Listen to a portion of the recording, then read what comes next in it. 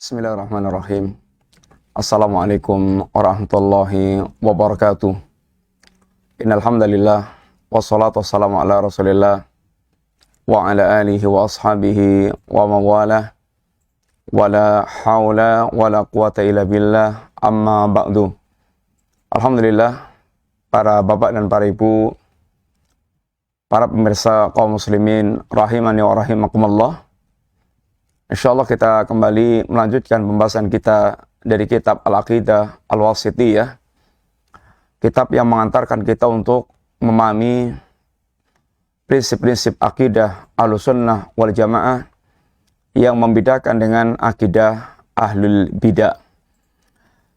Para bapak dan para ibu rahimani wa rahimakumullah, insyaallah kita sedang dalam pembahasan al-iman bil yaumil akhir, iman terhadap perkara yaumul akhir, iman kepada yaumul akhir yang diawali dari kematian kita, meninggalkan dunia ini, kemudian kita masuk ke persinggahan yang pertama, yaitu alam barzakh.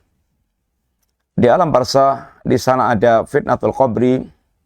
Ini pertanyaan dua malaikat tentang tiga perkara penting yang kunil para ulama diberikan pelajaran tentang mengenal Allah, mengenal Rasulnya, dan mengenal dinul Islam. Karena itulah yang akan ditanyakan malaikat kelak di alam barzakh. Man rabbuk, wa madinuk, wa manabiyuk.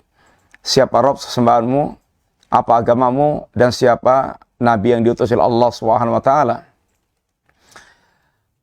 Kemudian di alam barzakh pula ada naimul qabri atau nikmatul qabri, nikmat kubur.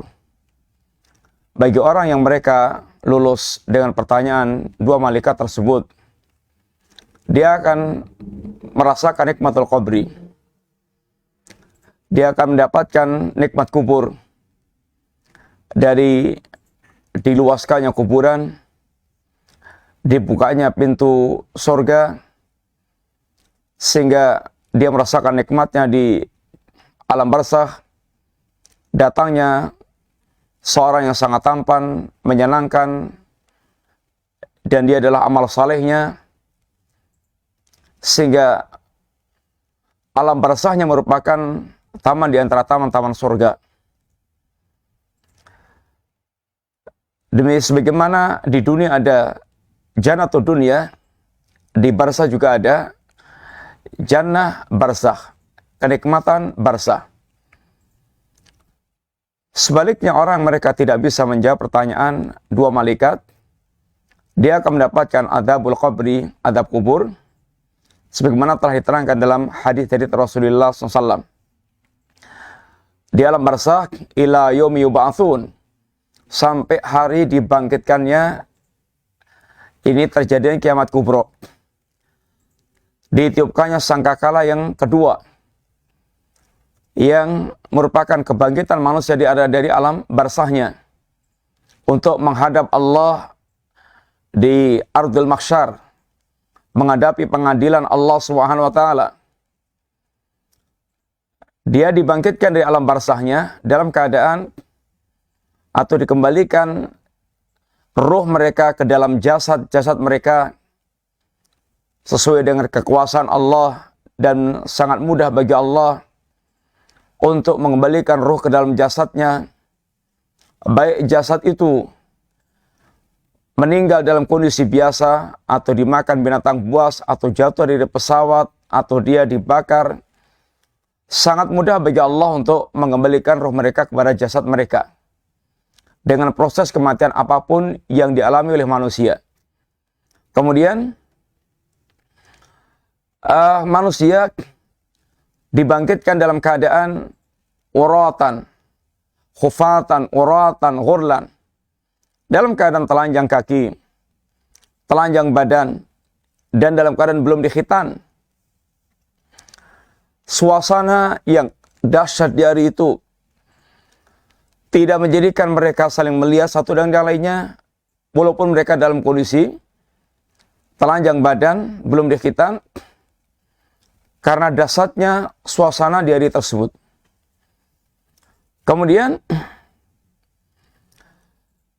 manusia akan suasana di antara suasana Yaumul Qiyamah adalah didekatkannya matahari sejarak 1 mil, sehingga betapa mereka merasakan gerah panasnya suasana.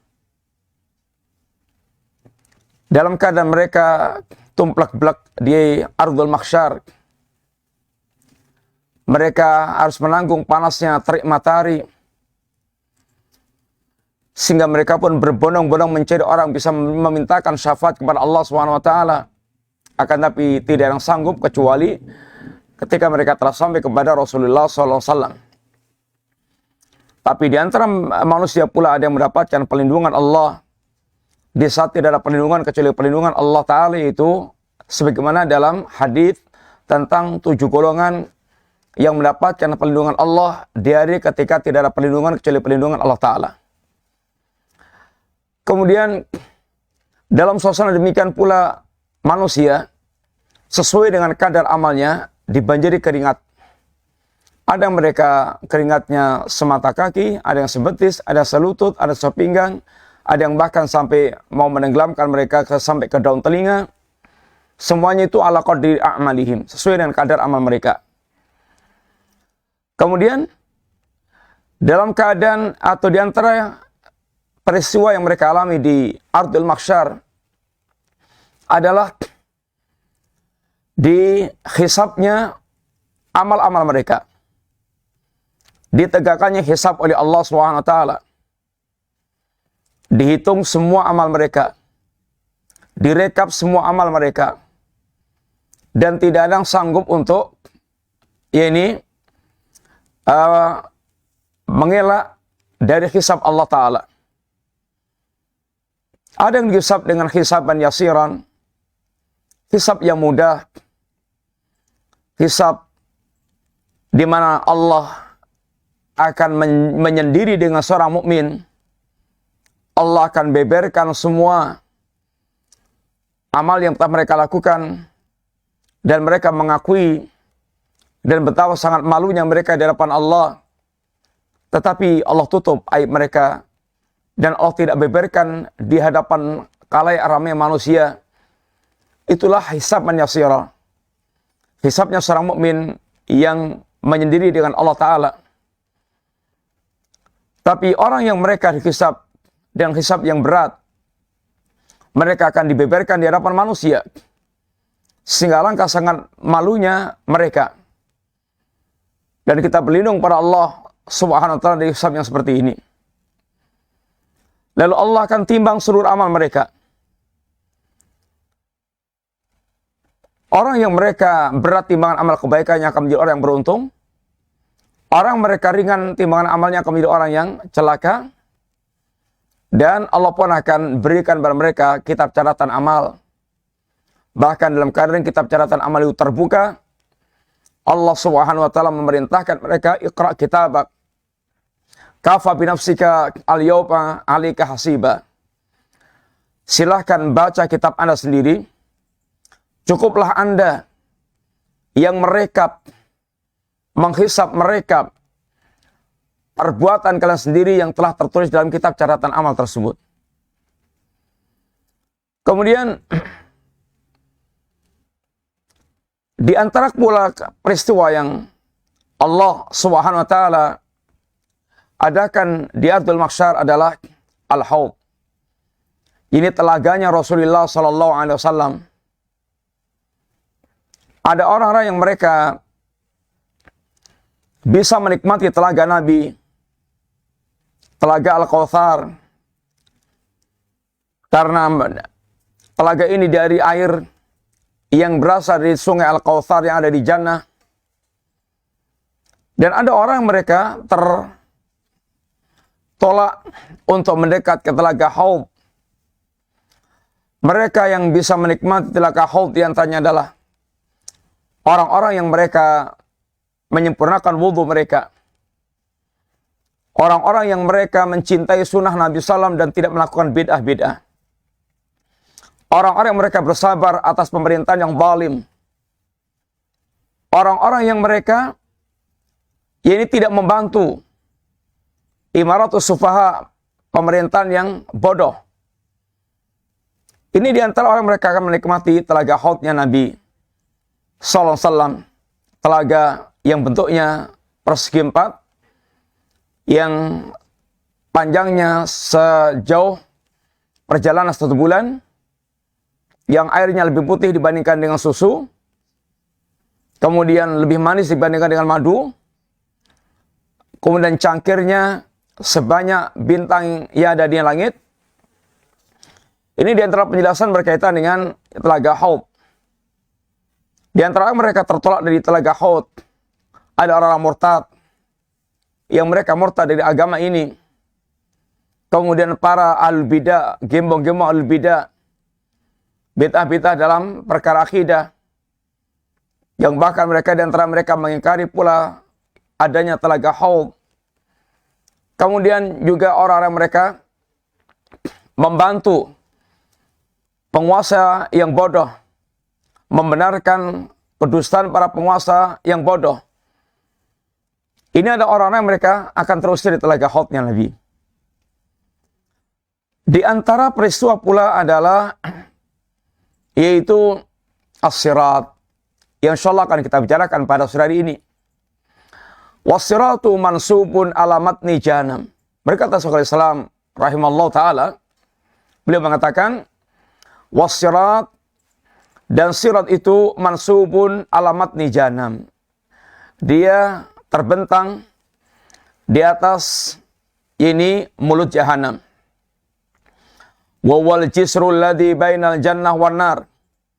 Dan dia adalah jembatan antara surga dan neraka. Yamurrun nasu alihi ala qadri a'malihim. Manusia akan melewati sirat ini sesuai dengan kadar amal-amal mereka. Wa minhum man yamurru kalam hil basar. Di antara mereka ada yang melewati sirat ini secepat kerdipan mata. Wa minhum man yamurru kal barqi. Sebagian mereka akan melewati sirat ini seperti kilatan cahaya.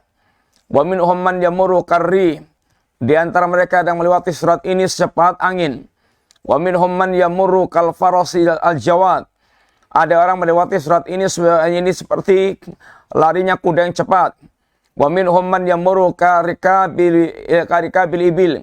Ada yang melewati sirat ini sebagaimana penunggang onta. Wa minhum man ya'du atwan.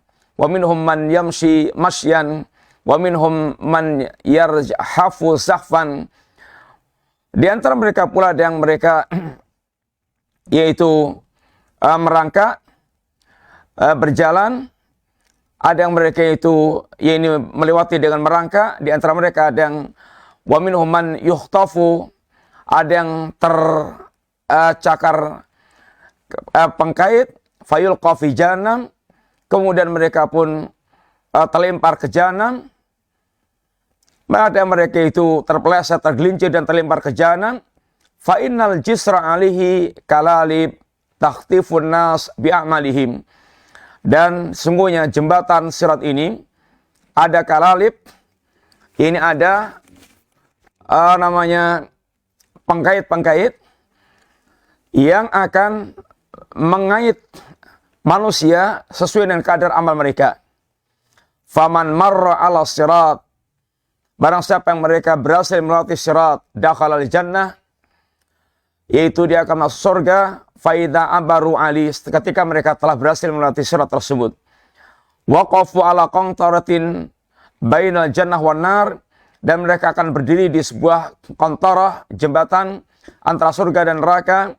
Fayuqtasu li ba'dhin min ba'dhin, kemudian akan dikisah satu dengan yang lainnya. Faida hudzibu wa nuqu, dan ketika mereka telah dibersihkan, udhina lahum min dukhulil jannah, mereka diizinkan untuk ini masuk ke dalam surga. Para pemirsa rahmati Allah Subhanahu wa taala,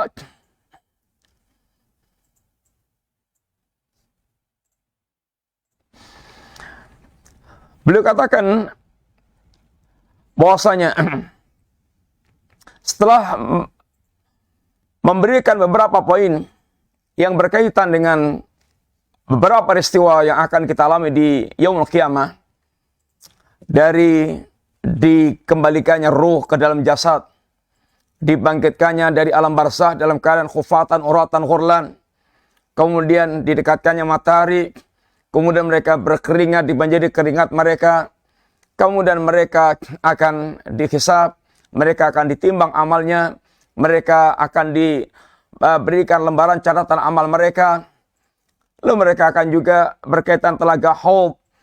Maka belum jelaskan tentang yaitu jembatan yang Allah bentangkan di atas permukaan jahanam antara surga dan neraka.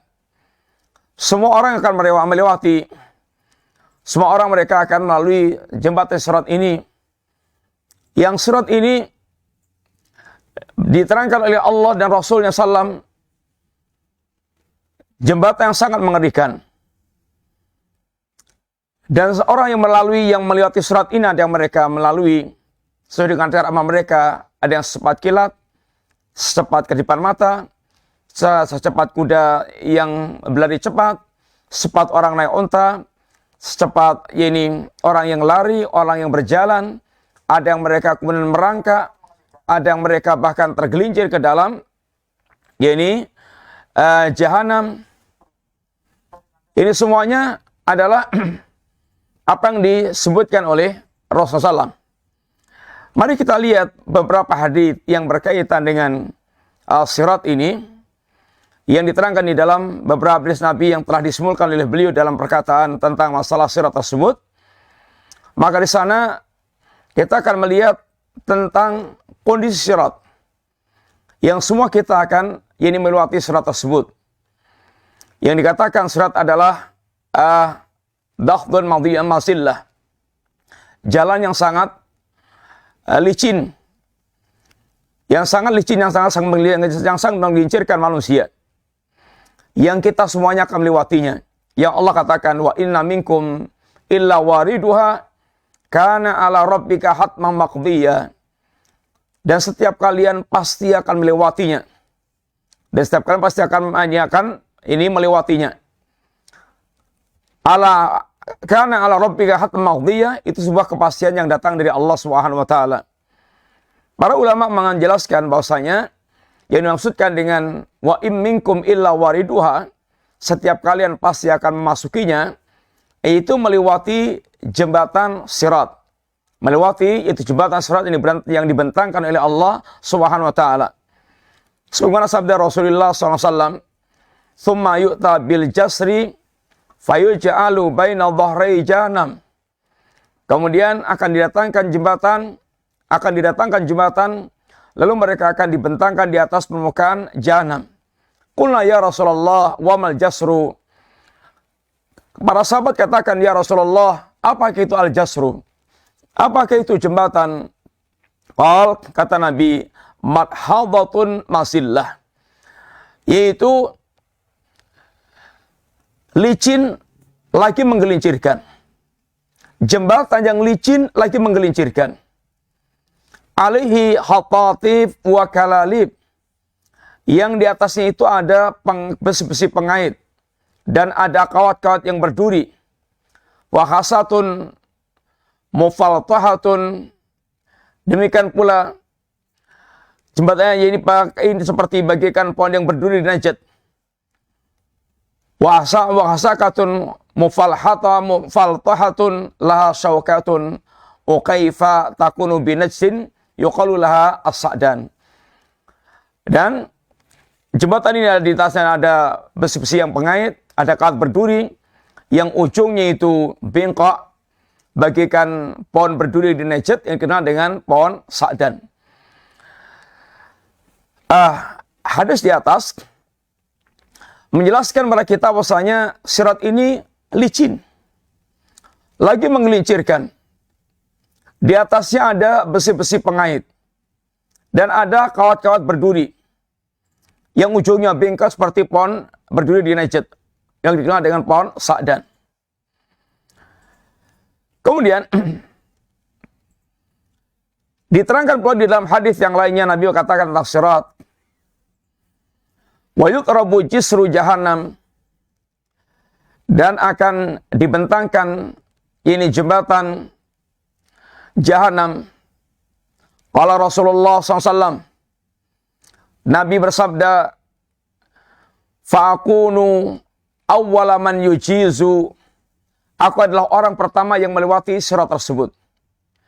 Wa du'a'ur rusuli yauma idin Allahumma salim salim. Dan doa para rasul pada hari itu adalah, ya Allah selamatkan, selamatkan. Wa bi kalalib mislu sauqati sa'dan. Dan di jembatan ini ada kalalib, ada besi-besi pengait seperti duri pohon sa'dan. Amma ra'aitum sauqa sa'dan, tahukah kamu duri sa'da pohon sa'dan? Qalu bala ya Rasulullah, tahu ya Rasulullah. Kata Nabi, fa inna mislu syauqi sa'dan. Ini kalalib itu seperti duri pohon sa'dan. Ghaira annaha la ya'lamu qadra idhamiha, hanya tidak ada seorang pun yang tahu berapa besarnya kalalib tersebut. Illallah, kecuali Allah SWT. Fatahtafun nas bi'a'malihim, yang kalalib ini akan yaitu mencangkok atau mencabik atau mencangkok orang sesuai dengan amal-amal mereka. Akan mengait manusia sesuai dengan amal-amal mereka. Ini adalah yang disebut oleh Nabi SAW. Dan tentu ada hadis yang lain yang berkaitan dengan masalah ini sirat. Sehingga dari dalil di atas, Nabi bagaimana mensifatkan tentang sirat. Bahwa sirat itu sangat licin. Sehingga sangat mengkhawatirkan orang yang melewatinya itu akan terpeleset, terperosok. Dan sirat ini adalah menggelincirkan. Sirat ini bergerak ke kanan kiri, sehingga orang mereka melewatinya sangat rawan untuk tergelincir, sangat takut tergelincir. Kemudian sirat ini ada besi pengkait yang besar, penuh dengan duri. Ujungnya bengkok kayak duri ini pohon sa'dan. Yang kalau kita bayangkan jangkar. Ini jangkar. Yang kalau dia mengkait atau mencantol, atau kalau kail, pancing. Yang kalau kemudian dia nyantol gitu, maka tidak akan lepas. Kemudian sirat ini juga di kanan kirinya ada kalalib tadi yang akan mencabik atau akan mengkait seseorang. Kalalib ini atau cantolan-cantolan tersebut, pengkait ini akan mengkait, mencabik orang, dan itu sesuai dengan kadar mereka. Sesuai dengan kadar mereka.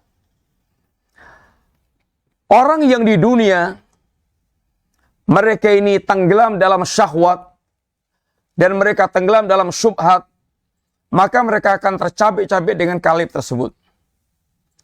Kemudian sirat ini terbentang di antara mulut jahanam, di atas neraka jahanam.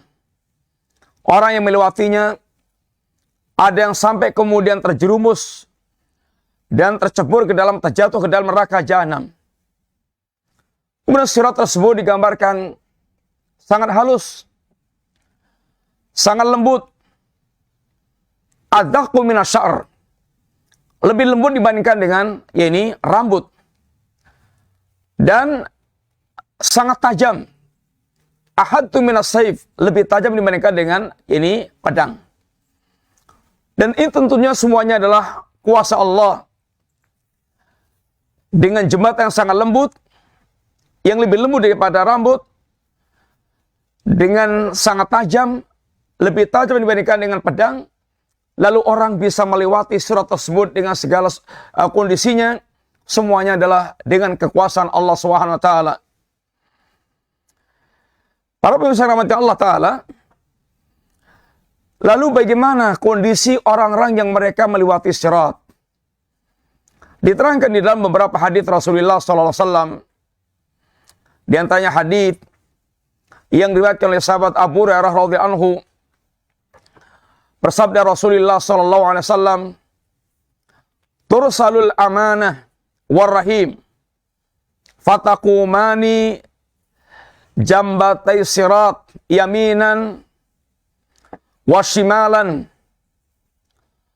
fayamurru awalukum kalbarqi."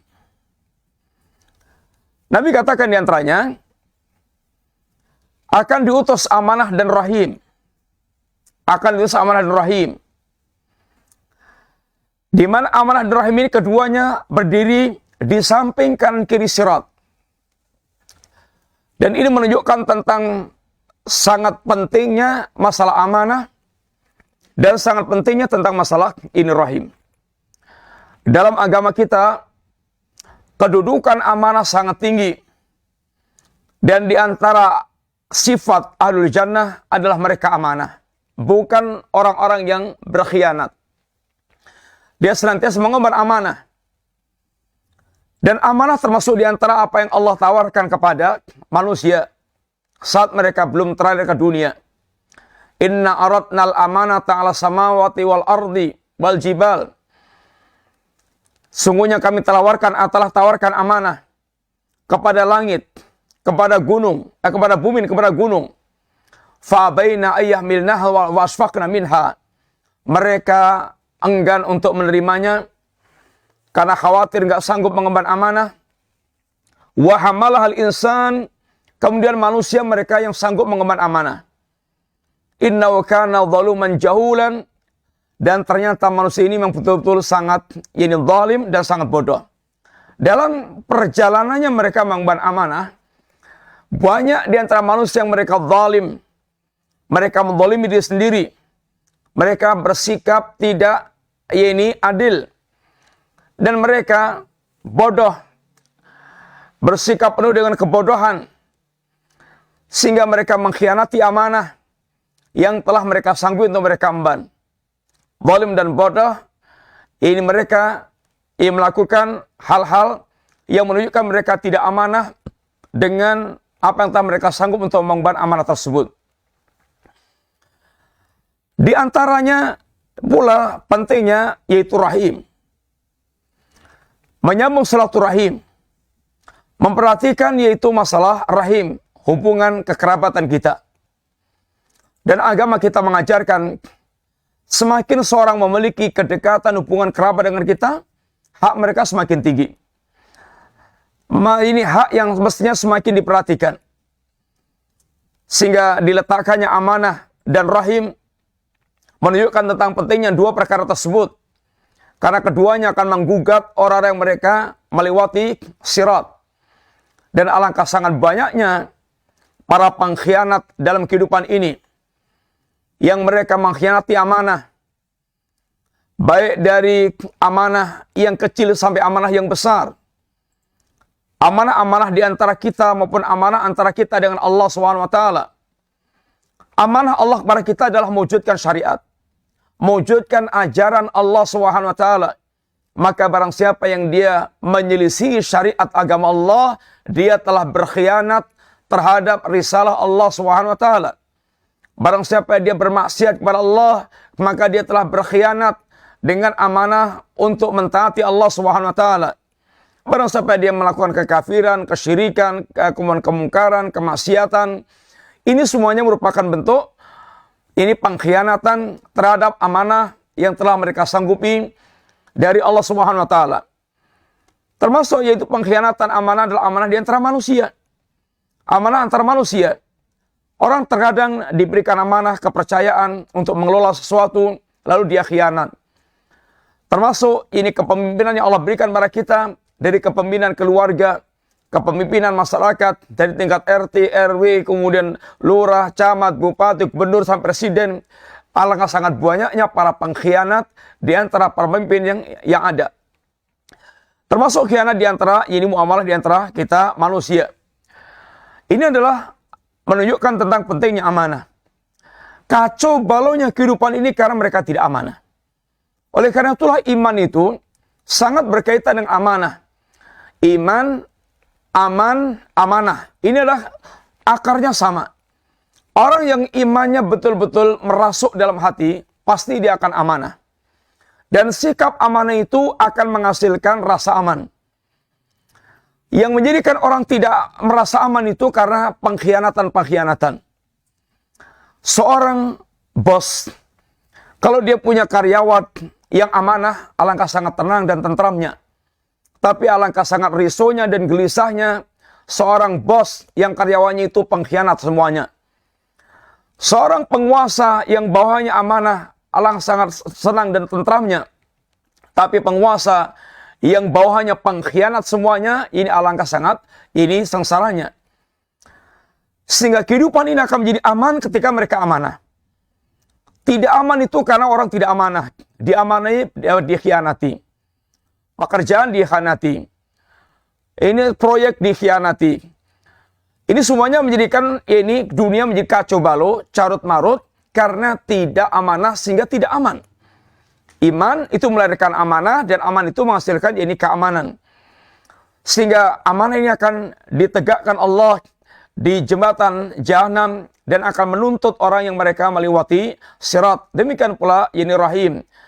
Maka menyambung silaturahim termasuk di antara kewajiban Islam, dan memutuskan silaturahim termasuk di antara kerusakan yang diingatkan oleh Allah Subhanahu wa taala.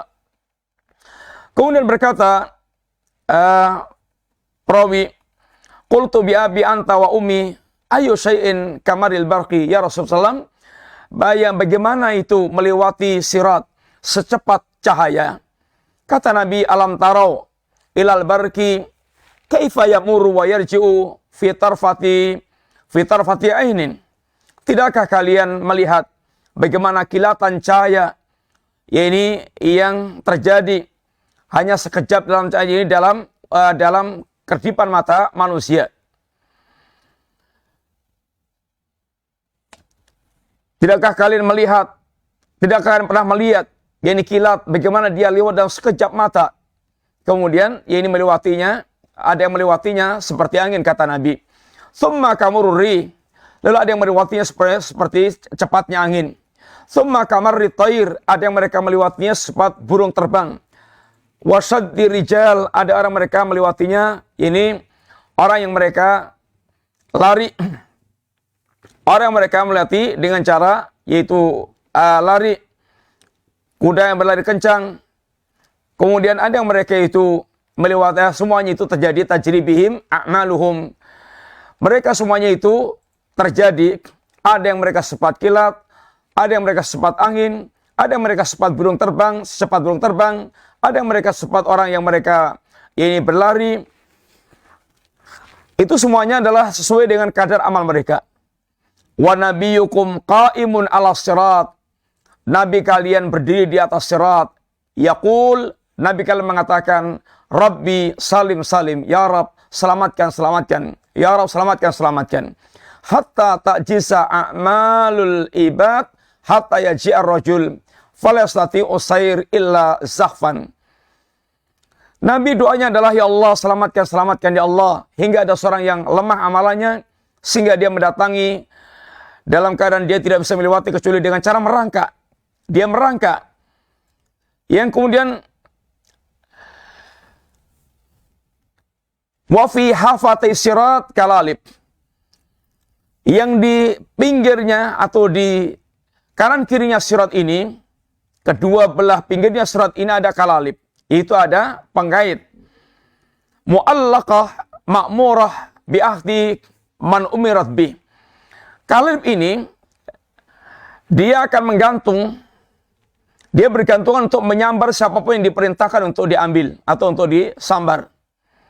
Kemudian di antara mereka pula pamakhdusun najin wa makdusun finnar. Di antara yang melewati surat ini, ada orang mereka terpeleset tetapi selamat. Ada pula yang mereka terpeleset, yakni mereka terjungkir sampai kemudian ke lembah, yakni Jahanam. Ini di antara yang diceritakan Nabi berkaitan dengan sirat yang beliau tegaskan. Di mana jembatan yang dibentangkan di atas mulut Jahanam, kanan kirinya adalah kalalib.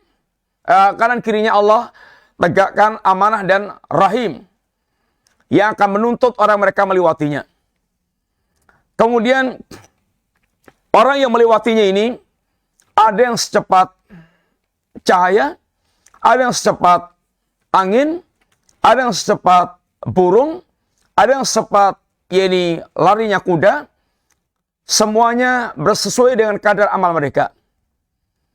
Dan Nabi berdiri di atas sirat dan doanya adalah Rabbi salim salim. Ya Allah, selamatkan orang yang melewatinya. Ini termasuk di antara kasih sayang Rasulullah SAW. Sampai ada orang mereka itu karena amalnya sangat lemah sekali, dia mendatangi sirat dalam keadaan mereka merangkak. Dalam keadaan mereka itu zahfan, yaitu merangkak. Dan di antara pinggir sirat ini ada kalalib, ada pengait yang akan menyambar orang yang lewat, orang yang diperintahkan untuk disambar, dan itu berkaitan dengan amal-amal mereka. Ada orang kemudian melewati sirat ini, mereka terpeleset tapi masih selamat. Ada orang mereka itu kemudian terjungkir sampai kemudian masuk ke lembah Jahanam. Di antara riwayat tentang orang-orang mereka melewati sirat pula, disebutkan dalam hadis yang sahih Bukhari Muslim, al-mu'minu 'alaiha qat-tarfi wal barqi wa qarrihi wa ka jawitil khail wa raqabi. Kata Nabi katakan, orang mukmin mereka di atas sirat ini qat-tarfi, ada yang seperti kerdipan, yaitu mata, secepat kerdipan mata. Wakal barqi, ada yang secepat, yaitu kilat. Wakarrihi, ada yang secepat, yaitu angin. Wakajawitil khaili, seperti kuda yang sangat kencang berlari. Warrikabi, ada yang secepat, yaitu pengendara. Kemudian fanajin, musallam, wanajin, mahdusun. Ada orang yang mereka itu kemudian selamat setelah dia tertatih-tatih. Kemudian ada pula orang mereka ini selamat setelah dia tertatih-tatih meniti sirat. Tapi ada pula yang makdusun finari jahanam. Ada yang mereka kemudian terlemparkan ke neraka jahanam. Hatta yamurra akhiruhum yushabu sahban. Sampai ada yang melewati sirat yang terakhir, yaitu mereka merangkak pelan-pelan melewati sirat tersebut. Tapi pelan-pelan merangkak, tapi bisa sampai selamat ke ujung sirat. Sampai dia merasakan leganya itu, seakan-akan dia diberikan nikmat yang tidak Allah berikan kepada yang lainnya. Padahal yang lain itu ada yang secepat kilat, ada yang secepat kedipan mata, yang secepat kuda kencang, ada yang secepat burung. Sedangkan dia merangkak, sampai kemudian selamat di ujung sirat, dan dia pun merasakan kenikmatan yang sangat luar biasa ini, seakan-akan dia merasakan tidak ada yang Allah berikan nikmat seperti dirinya. Di antara riwayat pula tentang orang melewati sirat ini adalah faminhum man yubaqu bi amalihi wa minhum yukhardalu thumma yanju. Di antara mereka ada yang binasa disebabkan amalannya, amal yang buruk yang menjadikan mereka binasa ketika melewati sirat. Di antara mereka pula ada yang mereka tergelincir, akan tapi dia kemudian selamat. Tidak dia bablas ke dalam jahanam. Di antara riwayat pula berkaitan dengan orang yang mereka melewati sirat adalah Nabi katakan, wa yutrabus sirat baina dhahrai jahanam, dan akan dibentangkan sirat di antara dua punggung jahanam. Fakunu ana wa ummati awwalu man yujizu. Aku dan umatku adalah orang pertama yang melewati sirat. Wa la yatakallamu yawma idzin illa rusul. Dan tidak ada yang bersuara, tidak ada yang berbicara pada saat itu karena tegangnya suasana, mengerikannya suasana yang ada, kecuali yang bicara adalah rasul, para rasul. Yang wadakwar rusul yauma idzin, doanya para nabi saat itu adalah Allahumma salim salim. Ya Allah, selamatkan, selamatkan. Faminhum al-mu'min baqiya bi amalihi. Wa minhum al-mujasa hatta yunajja. Kemudian di antara mereka Ada yang tertinggal dengan sebab amalannya. Ini lambat mereka karena amalnya memang lambat. Dan di antara mereka ada yang mereka dibalas sampai mereka selamat melewati sirat. Semua riwayat ini menggambarkan pada kita tentang bagaimana seseorang mereka melewati sirat. Di antaranya adalah dijelaskan ketika manusia melewati sirat, Allah Subhanahu wa taala meletakkan amanah di kanan kiri sirat, menyaksikan mereka yang melewati sirat. Ini menunjukkan tentang sekali lagi pentingnya amanah dan pentingnya menjaga silaturahim. Pentingnya amanah dan pentingnya menjaga silaturahim. Dan amanah ini adalah sifat yang akan tumbuh dari orang yang mereka beriman. Maka la imana liman la amanatalah. Tidak ada iman bagi orang mereka tidak amanah. Artinya semakin orang itu beriman, semakin dia itu amanah. Semakin orang itu tipis imannya, semakin hilang rasa amanahnya. Sampai dia betul-betul tidak pernah amanah dengan apa yang diamanahkan pada dia. Mencari orang yang amanah di zaman kita seperti mencari jarum di jerami. Sangat susah. Sangat sulit mencari orang mereka amanah. Bahkan orang yang mereka mengurus masjid pun, berapa banyak orang mereka tidak amanah. Mengurus masjid, nilai uang masjid. Mereka nilai uang umat. Mengurus pengajian, bahkan nilai uangnya, yakni umat, uangnya jamaah. Sampai yang mengurus agamanya pun mereka menjadi para pengkhianat. Para da'inya juga pengkhianat. Menipu umat. Menipu umat. Sehingga mereka menipu umat dengan kedua agama. Menipu dalam menerangkan ayat, menipu dalam menerangkan hadis, membawakan riwayat-riwayat yang palsu. Ini adalah pengkhianatan, penipuan. Maka orang yang betul-betul amanah sangat sedikit. Sekali lagi ini menunjukkan tentang pentingnya amanah. Dari masalah jabatan, masalah aman-aman di antara manusia, amanah kita dengan Allah Subhanahu wa taala. Ini semuanya berkaitan masalah amanah.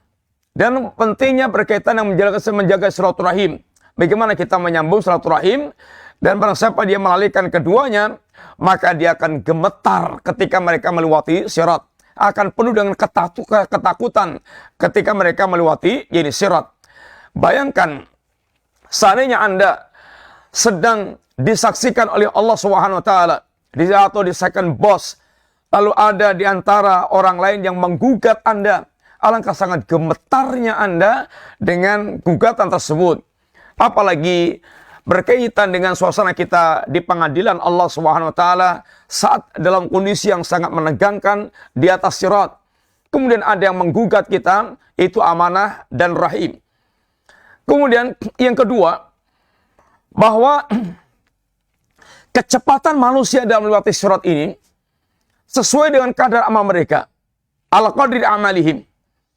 Ada yang mereka secepat kilat, secepat kedipan mata, secepat burung, secepat kuda yang kencang, secepat orang yang lari, secepat atau sampai dia ada yang merangkak yang sangat lambat. Ini semuanya berkaitan dengan kadar manusia, kadar amal manusia. Kita ini dalam beramal bertingkat-tingkat. Katakanlah contoh yang paling gampang, yaitu mendatangi salat jamaah.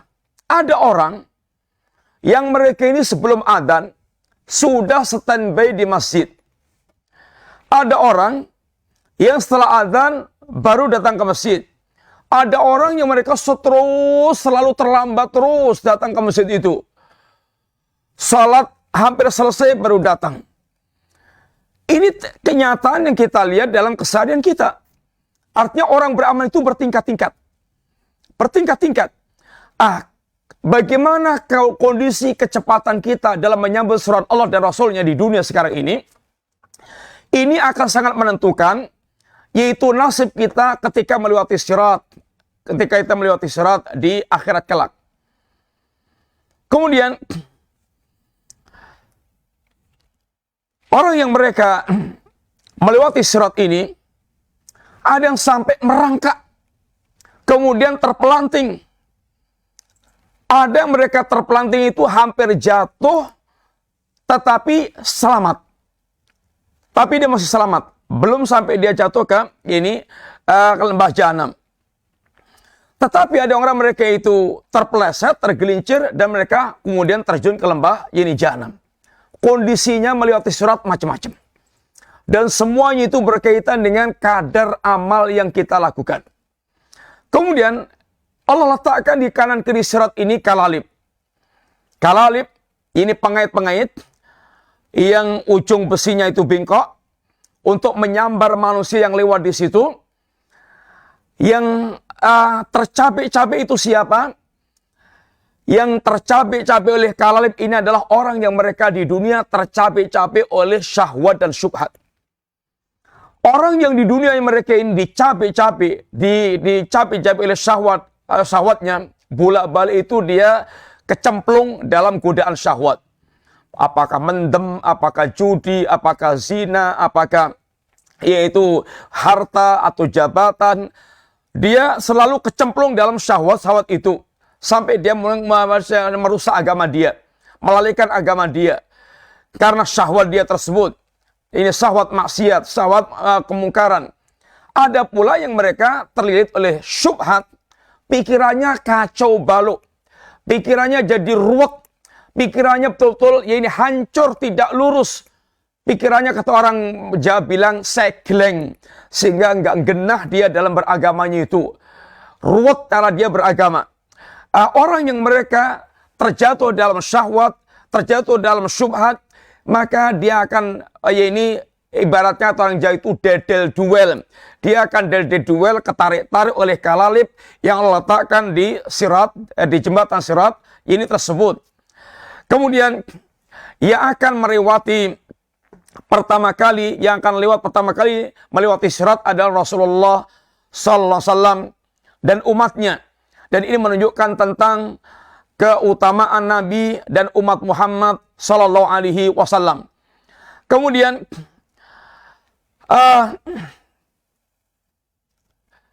ketika ini umat ini melewati sirat, setiap Rasul menyaksikannya. Dan doa Rasul untuk umatnya itu adalah Rabbi salim salim. Allahumma salim salim. Ya Allah selamatkan mereka, ya Allah selamatkan mereka. Ini termasuk di antara kasih sayangnya Nabi kepada yaitu umatnya. Kemudian ketika melewati sirat ini, Allah akan berikan cahaya kepada kaum mukminin. Yauma taral mu'minina wal mu'minati yauma taral mu'minina wal mu'minati yas'a nuruhum baina aidihim wa bi aimanihim. Hari ketika kamu lihat nanti orang-orang yang beriman laki-laki dan perempuan, mereka berjalan dengan cahaya di kanan dan di depan kanan mereka. Dan ucapan mereka adalah Rabbana atmim lana nurana waghfir lana. Ya Rabb, sempurnakan cahaya kami dan ampunkan kami ya Rabb. Ini adalah kondisi ini orang yang mereka melewati ini sirat.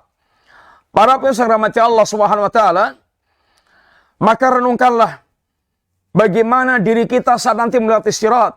Bayangkan seandainya Anda melewati jembatan yang tipis, yang licin, yang sangat menggelincirkan, lalu di bawahnya itu adalah jurang yang sangat dalam, yang sangat mengerikan. Bagaimana perasaan Anda ketika melewati jembatan yang kondisi seperti itu? Tidak ada yang akan menyelamatkan kita kecuali ini amal-amal yang telah kita lakukan ketika di dunia dengan rahmat Allah Subhanahu wa taala. Maka orang yang mereka memiliki keteguhan-keteguhan amal di dunia ini di atas sirat, di atas Islam, Allah Subhanahu wa taala akan teguhkan dia ketika melewati sirat. Yusabbitullahu alladhina amanu bil qouli tsabit fil hayati dunya wa fil akhirah. Allah akan kokohkan orang-orang yang mereka beriman dengan al-qaulu tsabit di dunia dan di akhiratnya. Di dunia, seorang mukmin yang hatinya mereka beriman kepada Allah Subhanahu wa taala, hatinya dia bersihkan dengan iman, hatinya dia dihiasi dengan amal saleh, maka Allah akan berikan keteguhan hati saat mereka menghadapi goncangan-goncangan ujian, saat mereka menghadapi badai-badai ujian di dunia, mereka tetap tegar, mereka tetap teguh. Itulah al-qaulu tsabit yang Allah berikan kepada mukmin di dunia. Sampai mereka meninggal di atas ini sunnah, istiqamah di atas Islam dan sunnah, dan mereka kembali kepada Allah dalam keadaan husnul khatimah. Kemudian di alam barzakh, Allah berikan al-qaulu tsabit dalam bentuk yaitu kemampuan menjawab pertanyaan dua malaikat, man rabbuk, wa man nabiyyuk, wa ma dinuk. Ini al-qaulu tsabit sehingga mereka merasakan surga, yaitu kenikmatan, yaitu alam barzakh. Dan di akhirat kelak Allah akan kokohkan kedua kakinya melewati sirat disebabkan amal mereka yang teguh di atas sirat di dunia. Di dunia siratnya adalah Islam. Islam ada sirat al-mustaqim. As-sirat al-mustaqim. Wa anna hadha sirati mustaqiman. Inilah sirat jalanku yang lurus. Barang siapa yang dia di dunia ini teguh di atas sirat, dia akan teguh di atas sirat di akhirat kelak. Barang siapa yang dia itu segera menyambut seruan Allah di dunia ini, dia akan segera atau akan cepat melewati sirat yang Allah bentangkan di atas jahanam.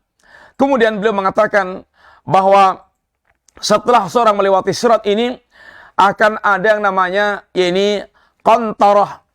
Ini jembatan yang dibentangkan antara dua bibir jahanam.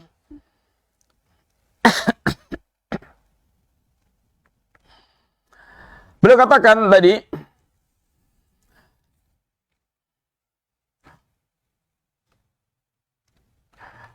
waqafu ala qantaratin bainal jannah wan nar. Faman marra ala sirat. Barang siapa yang mereka ini telah melewati sirat, mereka telah berhasil melewati sirat, dakhalal jannata, dia akan masuk ke dalam surga. Faida baru alih, ketika mereka sukses melewati sirat, waqafu ala qantaratin bainal jannah wan nar. Tapi sebelum dia masuk surga, setelah berhasil melewati sirat, ada lagi tahapan dia diberhentikan di jembatan namanya qantarah. Jembatan antara surga dan neraka. Sebelum dia masuk surga, diletakkan di situ dulu. Untuk melakukan apa? Qisas di antara mereka yang akan masuk surga. Jadi ada dua qisas. Qisas yang pertama itu di Ardul Mahsyar.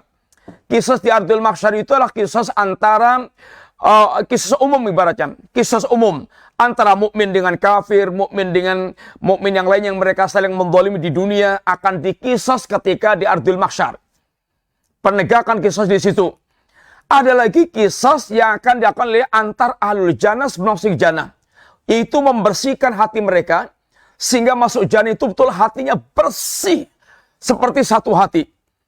Itulah mereka dikisas di jembatan qantarah, ini tempat sebelum dia masuk ke dalam kini jannah.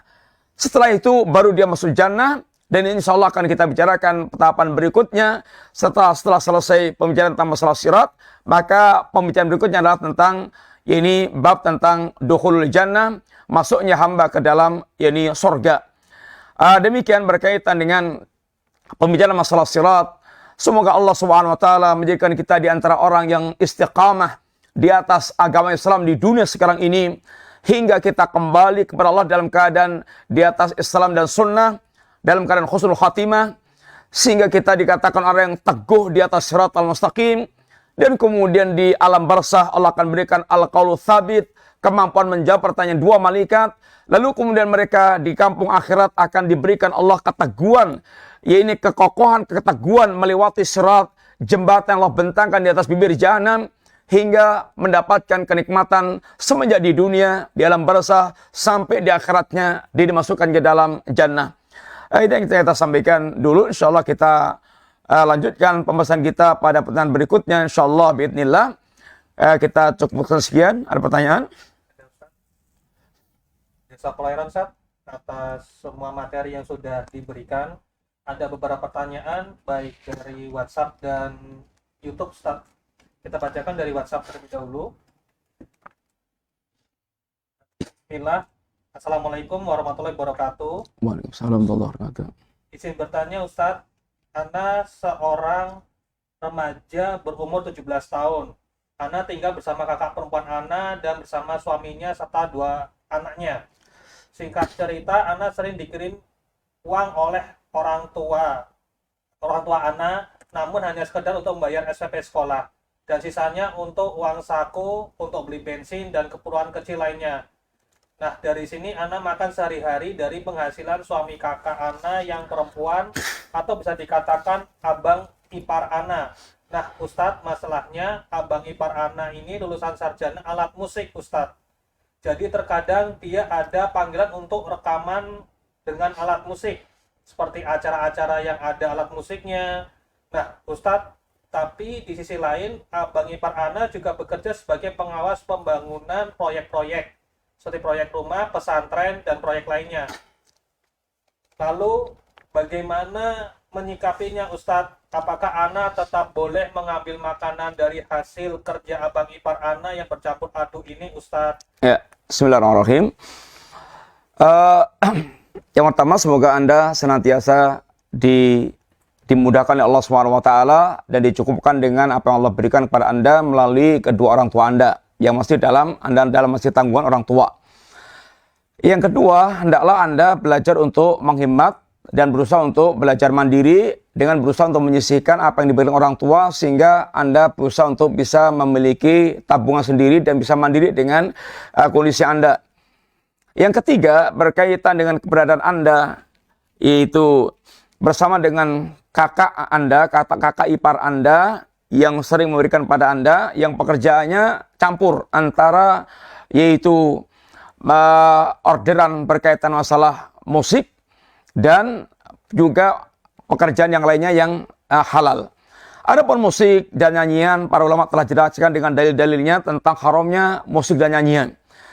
Apabila pendapatan itu murni dari itu dan kita tahu persis, maka kita tidak boleh menerimanya. Karena perkara yang haram, samanuha haram.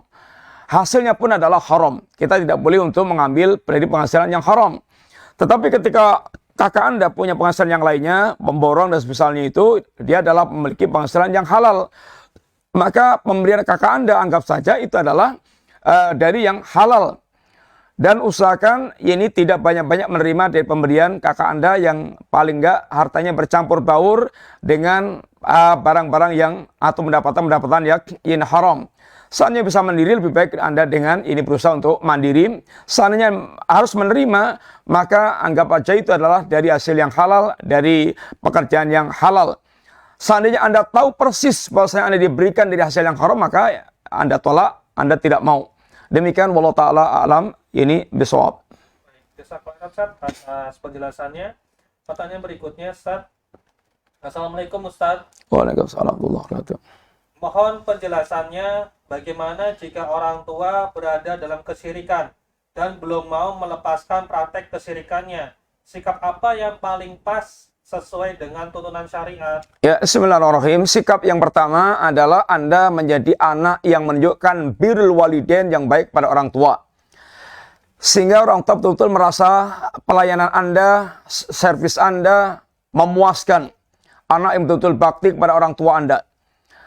Yang kedua, berkaitan dengan segala perkara maksiat syirik yang diperintahkan orang tua untuk Anda, maka kata Allah, fala tuti'huma, jangan Anda taati. Tetapi kata Allah, wasahibhuma fid dunya ma'rufa, tetaplah Anda pergaulan orang tua Anda dengan cara yang terbaik, dengan cara yang baik. Yang ketiga, dan ini yang sangat pokok sekali, jadilah Anda seperti Nabiullah Ibrahim alaihissalam, yang orang tuanya musyrik dan bahkan tokoh kesyirikan. Nabiullah Ibrahim berdakwah dengan sangat lembut pada orang tuanya. Sekalipun dakwah ini beresiko, yang akhirnya kemudian orang tuanya mengusir dia, orang tuanya marah murka dengan dia. Tapi bagaimana Anda bisa menuntun orang tua kepada sunnah? Tentu dengan cara yang terbaik, dengan cara yang terbaik. Dan Anda lebih tahu tentang bagaimana terbaiknya kepada orang tua Anda. Cari waktu yang pas, cari suasana yang tepat untuk bicara dengan orang tua. Kalau Anda nggak bisa langsung ke orang tua, bisa pinjam orang ketiga. Bisa lewat orang ketiga yang kira-kira omongannya bisa didengar, obrolannya bisa didengar. Sehingga yang penting apa yang Anda inginkan dari fahamnya tauhid, faham kepada tauhid, faham kepada Islam, itu nyampe kepada orang tua Anda. Apakah juga dengan ditinggali buku, bacaan yang berkaitan dengan kebutuhan orang tua dalam beragama, atau dialog-dialog ringan. Ala kulli hal, ya ini ada upaya mendakwai kedua orang tua dengan cara terbaik. Dan perlu kita tegaskan lagi, bahwa tidak ada pemberian yang terbaik kita kepada orang lain, apalagi orang tua, melebihi kita menjadi wasilah menuntun orang tua kepada sunnah, atau mendapatkan hidayah.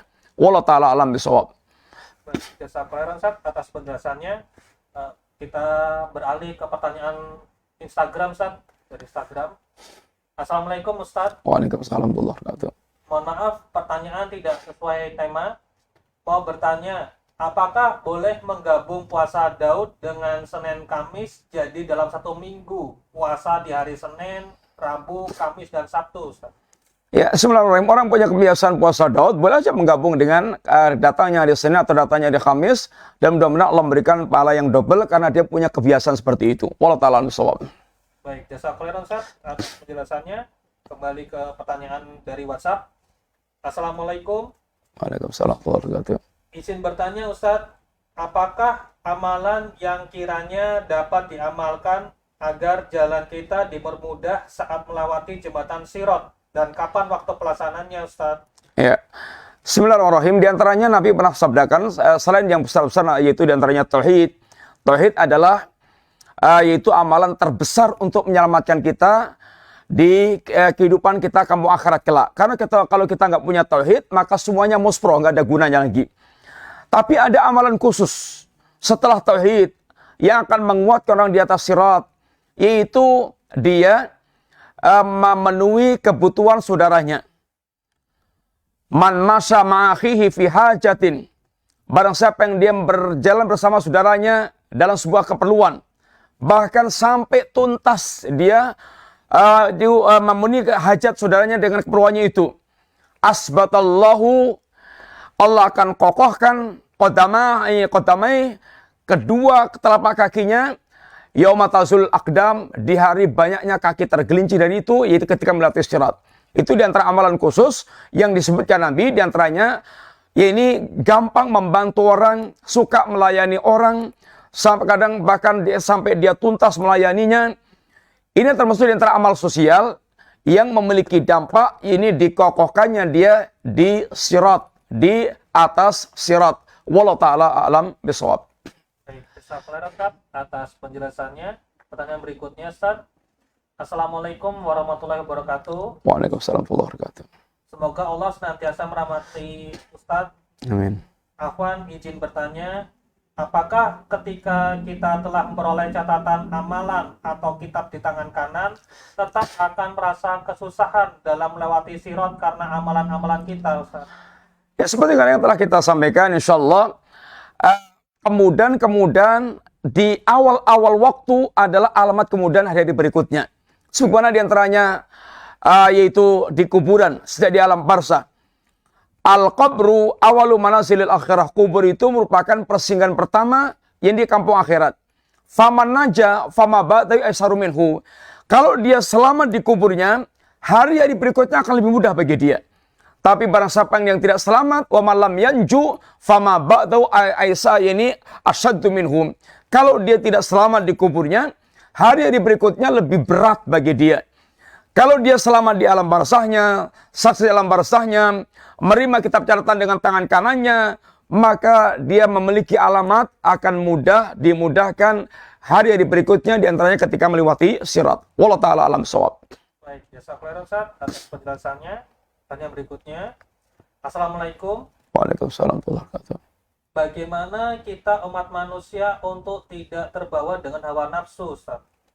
Ya, bismillahirrahmanirrahim. Kalau singkatnya itu dengan takwa Allah kepada Allah Ta'ala. Karena takwa itu adalah dia memiliki rasa khasyatullah, dan rasa takut kepada Allah itulah yang akan memisahkan dia dengan mengikuti hawa nafsu. Maka dikatakan dalam doanya Nabi, Allahumma inni as'aluka khasyataka ma tahulu bainana wa baina maksiatik. Aku minta kepada Engkau ya Allah rasa takut kepadamu, rasa takut yang memisahkan antara aku dengan kemaksiatan kepadamu. Sehingga orang mereka memiliki khasyatullah, rasa takut kepada Allah SWT, maka itu yang akan mengerem dia, mengendalikan dia dari mengikuti hawa nafsu. Karena ketika hawa nafsu yang menyeret dia kepada perkara yang haram, takutnya dia kepada Allah akan membuat dia tidak jadi melakukan perbuatan yang haram tersebut.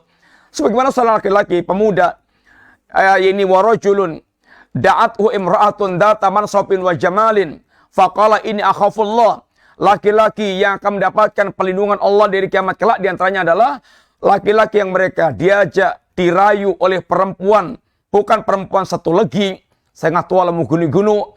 Tapi perempuan yang mereka data mansopin wa jamalin, punya kedudukan, punya nasabnya, dia punya kedudukan, punya kecantikan, parasnya elok, dia orang yang berkedudukan, dia merayu, sebagaimana Zulaikha merayu Nabiullah Yusuf alaihissalatu wassalam, punya kesempatan yang seluas-luasnya melakukan perbuatan maksiat, tapi dia katakan, ini akhafullah, aku takut kepada Allah Ta'ala. Itu yang membuat dia kemudian tidak melakukan perbuatan kemaksiatan kepada Allah Subhanahu wa Ta'ala. Sehingga secara umum adalah ketakwaan kita kepada Allah Ta'ala. Wallahu ta'ala bisawab. Baik, jazakallahu khairan atas penjelasannya. Pertanyaan terakhir dari WhatsApp, Ustaz. Assalamualaikum. Waalaikumsalam warahmatullahi wabarakatuh. Ini pertanyaan dari Garut, Ustaz. Pertanyaannya agak melenceng. Gimana caranya supaya kita tidak berpikiran kotor atau negatif terhadap seseorang? Ya, bismillahirrahmanirrahim. Di antaranya adalah Anda membangun sikap husnudon. Sikap husnudon. Yang asalnya muamalah kita dengan mukmin yang lainnya adalah membangun muamalah di atas sikap husnudon. Berbaik sangka kepada yang lain. Fa'ina dhanna akdzabal hadits. Fa'ina dhanna akdzabul hadits. Sungguhnya dzan itu adalah sedusta-dusta pembicaraan. Maka sampai Umar bin Khattab menasihatkan di antaranya, kalau Anda bisa mentafsirkan perbuatan teman Anda itu dengan tafsiran yang baik, maka tafsirkan semua dengan kebaikan itu. Tetapi kita rata-rata tidak. Yang pertama kita lakukan adalah su'udzon. Apalagi kalau udah dasarnya kebencian. Kalau udah nggak senang itu, semuanya ditafsirkan jelek. Apalagi yang jelek. Yang bagus juga ditafsirkan jelek. Itu kalau orang nggak senang. Kita diajarkan agama kita untuk senantiasa husnudzon kepada ini saudara kita yang asalnya muslim mukmin. Kecuali kalau sudah terbukti, tersohor, dia adalah penjahat. Umpamanya tersohor, copet, pencuri, kemudian celingak-celinguk di sekitar kita, maka kita ya waspada. Karena dia adalah celemer, jadi tukang nyolok, maling, maka kita waspada. Tapi asalnya adalah kita muamalah dengan muslimin yang lainnya, husnudzon. Dan itu berkaitan dengan bagaimana keimanan kita meresap di dalam hati kita. Wallahu ta'ala alam bisawab. Baik, jazakallahu khairan atas penjelasannya. Kita beralih pertanyaan di YouTube, Ustaz. Assalamualaikum warahmatullahi wabarakatuh, Ustaz. Waalaikumsalam warahmatullahi wabarakatuh. Izin bertanya, apakah ketika proses hisab nantinya hanya kita dan Allah yang tahu aib-aib kita atau terlihat oleh banyaknya manusia, Ustaz? Ya, bismillahirrahmanirrahim. Ada dua kelompok. Ada yang satu itu hisab yang mudah itu adalah Allah menyendirikan orang mukmin yang Allah kendaki dengan Allah saja. Allah bongkar semuanya aib-aibnya dan mereka mengakuinya. Walaupun demikian tentu sangat malu. Bagaimana Anda ditunjukkan Allah kesalahan Anda, kemaksiatan Anda, kekurangan Anda. Walaupun tidak di depan para makhluk. Yang kedua, Allah bongkar aib Anda di depan para makhluk yang lainnya. Ini amamal khalaiq, di hadapan para makhluk yang lainnya. Dan ini tentu lebih sangat mengerikan lagi. Wallahu a'lam bishawab. Atas penjelasannya, masih menyangkut pertanyaan yang tadi, Ustaz. Apakah panasnya neraka jahanam itu akan terasa pada saat kita melewati sirat? Dan seberapa panjang sirat itu, Ustaz? Panjang sirat? Iya. Wallahu ta'ala a'lam bishawab, panjangnya seberapa kita nggak tahu, riwayatnya juga kita belum pernah dapat. Yang jelas ada sirat, kondisi seperti itu. Yang kita imani adalah yaitu apa yang dihabarkan oleh Nabi SAW tentang kondisi sirat. Adapun panjangnya seberapa, wallahu ta'ala a'lam bishawab, belum pernah mendapatkan penjelasan tentang panjangnya sirat. Dan seandainya tidak ada penjelasan, maka kita pun tidak perlu menanyakan tentang panjang sirat. Yang jelas sudah tanpa mengetahui panjangnya sudah sangat mengerikan. Yang penting adalah bagaimana kita mempersiapkan diri bisa sukses melewati sirat tersebut. Wallahu a'lam. Ada pertanyaan yang belum dijawab, Ustaz, yang mengenai panasnya neraka jahanam terasa pada saat Yang jelas kesulitannya seperti tadi. Kesulitannya bisa dibayangkan bagaimana, ya ini Anda suruh bayangkan melewati jembatan, kemudian sangat tipis atau galugil, goyak hayik, kemudian di bawahnya itu jurang yang sangat mendalam sekali, dan nyala jahanam adalah nyala yang sangat menyala-nyala. Seandainya tanpa nyala jahanam, Antum lihat yang lewati jembatan, kemudian di bawahnya jurang yang sangat dalam, jembatannya sangat mengerikan, itu sudah tanpa mikir ada nyala api jahanam pun juga itu sudah betul-betul dibuat kita teratapan nggak karuan. Apalagi ditambah dengan ada nyala jahanam yang menyala-nyala, nyulut-nyulut sampai ke jembatan jahanam, tentu akan sangat lebih mengerikan. Wallahu ta'ala a'lam. Ustaz, atas penjelasannya. Pertanyaan berikutnya, Ustaz. Apa Ustaz, izin bertanya, doa apa yang menjadikan hati tetap teguh di atas iman, dan bolehkah doa itu dibaca pada saat waktu sujud? Ya, bismillahirrahmanirrahim. Yang pertama diantaranya doa keteguhan iman, ya ini Allahumma ya muqallibal qulub tsabit qalbi ala dinik. Ya Allah, ya waidat yang membolak-balikkan hati, teguhkan hatiku di atas agamaku, di atas agamamu. Allahumma ati nafsi taqwaha. Ya Allah, berikan kepada hati kami ini ketakwaan kepadamu. Ini adalah diantara doa-doa keteguhan jiwa dan juga kebersihan jiwa kita. Kemudian ada pun berkaitan masalah sujud, Nabi katakan bahwasanya posisi yang paling dekat hamba dengan Allah adalah ketika sujud. Kata Nabi, fa'akthiru doa, maka perbanyaklah doa di waktu Anda sujud. Khususnya ketika Anda sholat sendirian, maka silakan berdoa sepanjang-panjangnya ketika Anda sujud. Tapi kalau Anda menjadi imam, kemudian membawa makmum, maka tidak boleh Anda berdoa egois sepanjang-panjangnya sampai dikira imamnya mati. Karena panjangnya umpamanya dia sujud, kemudian makmumnya ndangak masih sujud. Makmumnya ndangak masih sujud, dikira mati. Yaitu harus mengingat tentang makmum. Wallahu ta'ala a'lam shawab. Baik, jazakallahu Ustaz atas penjelasannya. Insyaallah pertanyaan terakhir, Ustaz. Bismillah. Apakah ahlul bid'ah juga akan melewati sirat atau langsung dimasukkan ke neraka setelah melewati telaga Hud? Ya, bismillahirrahmanirrahim.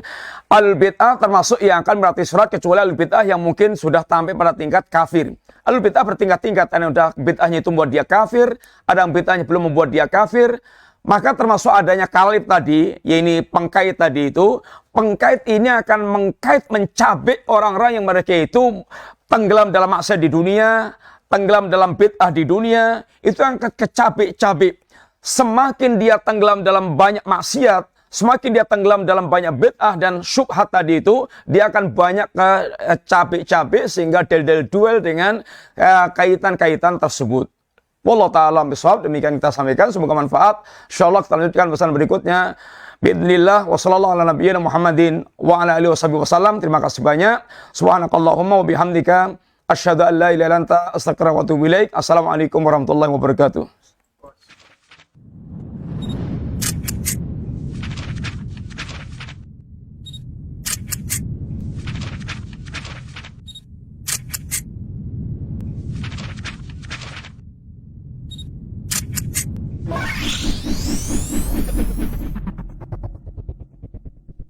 Ihya, elegan dan syar'i.